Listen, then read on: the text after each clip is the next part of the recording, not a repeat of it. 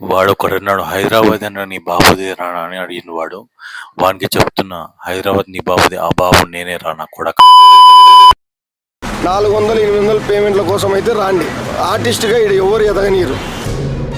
మనోడు చెప్పిండు 100% నిజమే భయ. తీసుకుపోయి పొద్దుగాల షూటింగ్లు అంటారు, తర్వాత అక్కడ తొలుకుపోతాం ఇక్కడ తొలుకుపోతాం, మీకు ఇచ్చేది పేమెంట్ ₹1000 అని చెప్పేసి బస్సు ఎక్కించుకునే వారికి మంచి మాటలు చెప్పేసి అయితే మనోళ్ళు అయితే తొలుకుపోతారు భయ.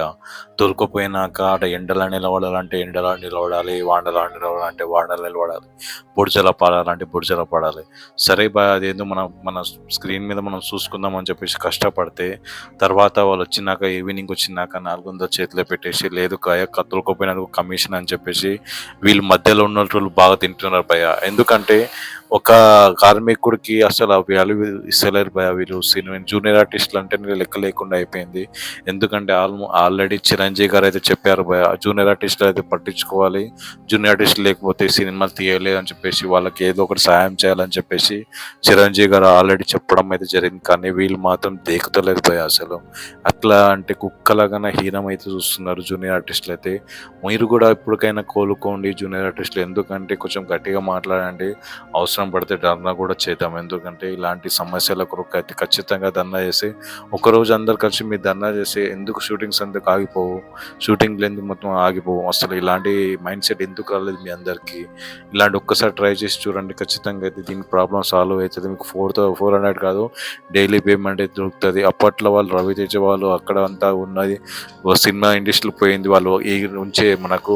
అలాంటిది మీరు దయచేసి అయితే ఇది గురించి నేను క్లారిటీ చెప్తున్నా ఏంటంటే, మీరు తలుచుకుంటే ఏదైనా అవుతుంది, తలుచుకుంటే అసలు ఏదైనా చేయగలరని చెప్పేసి నేనైతే చెప్తున్నా. మరి జూనియర్ ఆర్టిస్టులు మన కృష్ణానగర్ కష్టాలు తీరుస్తారు, ఖచ్చితంగా ఎవరు వస్తారని చెప్పేసి ఎవరైతే ఆశలు పెట్టుకోకండి.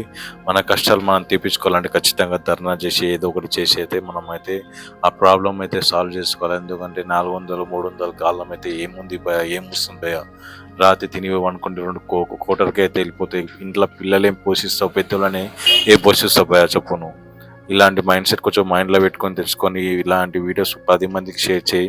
ఈ వీడియో నచ్చితే ఖచ్చితంగా మన ఛానల్ని మీరు సబ్స్క్రైబ్ చేసుకో, పక్కనే కనిపిస్తున్న బెల్ ఐకాన్ ఆన్ చేసి పెట్టుకో. మనం చేసే ప్రతి వీడియో ఫస్ట్ మీకు నోటిఫికేషన్ వస్తుంది. మనమైతే కొత్తగా రీసెంట్గా అయితే ఛానల్ స్టార్ట్ చేసినాం, మీరు సపోర్ట్ చేసి సబ్స్క్రైబ్ చేసుకోండి. మనం ఇలాంటి మరిన్ని టాపిక్స్ అయితే ఖచ్చితంగా మాట్లాడదామని అనుకుంటున్నా. నెక్స్ట్ వీడియోలో మనం వచ్చేసి జూనియర్ ఆర్టిస్టులు అసలు ఎలా వర్క్ చేస్తారు అనేది మనమైతే వీడియోలో మాట్లాడుకుందాం. Thank you for watching. By. జై హింద్.